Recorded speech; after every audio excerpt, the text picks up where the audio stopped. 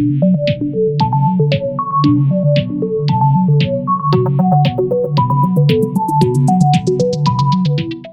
నా ఇల్లేగా, మా ఇంట్లోనే ఉన్నాను, హైదరాబాద్లో ఉన్నాను.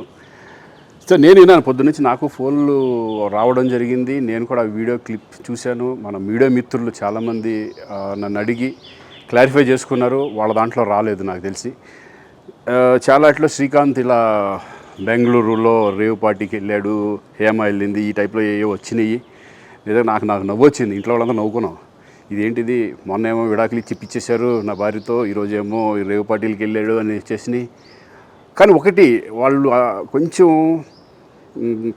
తొందరపడ్డంలో ఇది లేదనిపించింది. ఎందుకంటే వాడెవడో, అతను ఎవరో కానీ కొంచెం నాలాగా ఉన్నాడు. వాడు కొంచెం ఇలా కప్పుకొని, అది గెడ్డం ఉంది, బట్ ఇప్పుడు గెడ్డం నాకు లేదు అని, బట్ గెడ్డంతో నేను షాక్ అయ్యాను. ఇదేంటిది నాలాగా ఉన్నాడు ఏంటి అని నేనే షాక్ అయ్యాను. సో దయచేసి ఎవరు నమ్మొద్దు. ఎందుకంటే రేవ్ పార్టీలకి వెళ్ళే కల్చర్ నాది కాదు, పబ్ కల్చర్ మనిషిని కాదు నేను.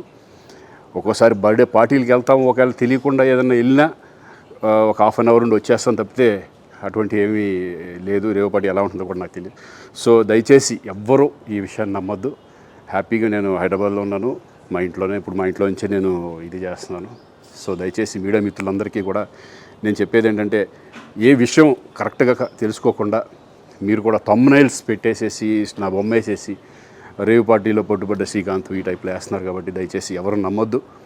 అది అతను అలాగా ఉన్నాడు అనే ఒక విషయంలో మీరు పొరపాటు పడి ఉంటారని నేను అనుకుంటున్నాను. దయచేసి అది నేను కాదు. Thank you. ఇటువంటి అన్నీ కూడా నిజంగా కొంతమంది, వాళ్ళందరికీ నిజంగా థ్యాంక్స్ చెప్పుకుంటున్నాను నేను.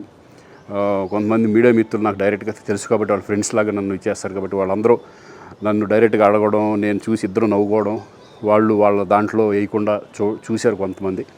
వాళ్ళందరూ కూడా నేను థ్యాంక్స్ చెప్పుకుంటున్నాను. దయచేసి ఇవన్నీ నమ్మొద్దు.